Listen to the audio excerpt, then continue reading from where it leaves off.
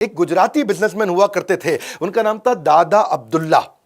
बात थी लगभग 1905-1906 की, और वो बहुत परेशान थे साउथ अफ्रीका में। इंडिया में गांधी को बिजनेस नहीं मिल रहा था, गांधी की हालत इंडिया में बहुत खराब थी। तो उन्होंने कहा कि आप साउथ अफ्रीका आ जाओ, मेरा केस लड़ो यहां पे, मुझे बिजनेस का लॉस हो गया है।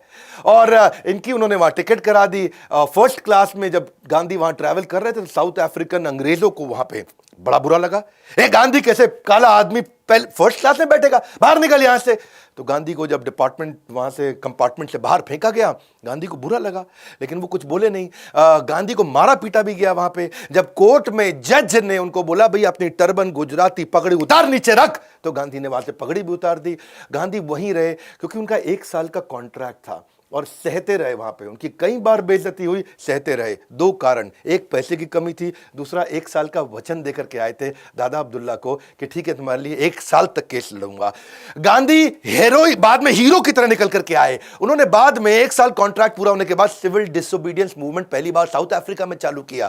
पूरा दुनिया बाद में गांधी की बहुत तारीफ करी, और वैसे गोपाल कृष्ण गोखले ने तो उनको वापस बुलाया कि आप इंडिया में आओ, इंडिया में मूवमेंट लीड करो। 1915 में गांधी वापस लौटे तो उस दिन को प्रवासी दिवस के रूप में मनाया जाता है। देखो, दिए हुए वचन को पूरा करने के लिए वहां पे अपनी पगड़ी भी नीचे गिराई, ट्रेन से भी निकाले गए, खूब बेइज्जती भी हुई, सब कुछ हुआ। वो सहते रहे। लोग कहते थे मजबूर थे। अब वो मजबूर थे कि मजबूत थे? उन्होंने इस अन्याय को सहा। आर्थिक तंगी थी उनके पास, उनकी नौकरी चली जाती, वहां से काम खत्म हो जाता, और 1 साल का दिया हुआ वचन जो था वो भी टूट जाता। दूसरी कहानी लेते हैं खिलाफत मूवमेंट की।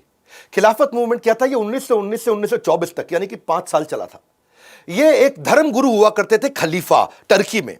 अंग्रेजों ने उनको ताकत से हटा दिया, पावर से हटा दिया, जिसके कारण दुनिया भर के मुसलमान जो उनको बड़ा दर्जे पर रखते थे, बहुत बड़ा धर्म गुरु मानते थे खलीफा जी को।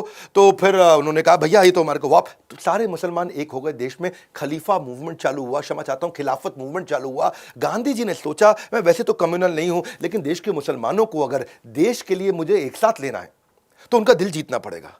तो उन्होंने भी खिलाफत मूवमेंट में बड़ा बढ़ चढ़ के हिस्सा लेना शुरू कर दिया। गांधी ने किसी तरह से मैं मुसलमानों को भी साथ में ले लूं, मुद्दा तो देश का है, देश को बचाना है। अगर ये आज मेरा दिल जीत लिया मैंने इनका, तो मेरे साथ मदद करेंगे। तो खिलाफत मूवमेंट बढ़ने लगा इंडिया में। उसी दौरान साउथ इंडिया में 1921 की बात रही होगी लगभग, तब वहां पे लगभग 1500 हिंदुओं को मार दिया गया मुसलमानों के द्वारा, और 2000 हिंदुओं को जबरदस्ती उनका धर्म परिवर्तन भी कर दिया।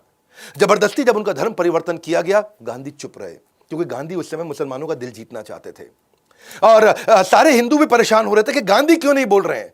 जबरदस्ती हिंदुओं का धर्म परिवर्तन तो गलत है ना भाई, हिंदुओं का धर्म पर हिंदू अपने हिसाब से जीवन जीने दो उनको। लेकिन गांधी जी ने एक पर्पस पकड़ रखा था कि मुझे मुसलमानों को अपने साथ लेना है, कि वो देश में मेरी मदद करेंगे। मैं पूरा देश इंपॉर्टेंट है या ये 1500-2000 हिंदू इंपॉर्टेंट है? तो गांधी ने देश को आगे रखा। 1500-2000 हिंदू मारे गए या उनका जबरदस्ती धर्म परिवर्तन हुआ। गांधी क्या कहते हैं, मेरे को पॉलिटिकल एडवांटेज तो चाहिए नहीं। ऐसा तो है नहीं कि मुसलमान मुझको वोट दे देंगे मैं प्रधानमंत्री बन जाऊंगा। मेरे को कोई पॉलिटिक्स में तो जाना नहीं है, मुझे तो देश को बचाना है। जाने दो 2000-1500 हिंदुओं को, गांधी ने उनको इग्नोर किया। तो धर्म के आधार पर हत्याएं हुई। धर्म परिवर्तन के खिलाफ गांधी का न बोलना, यह गांधी के लिए जरूरी था या मजबूरी था? वो आप कमेंट बॉक्स में बताइए।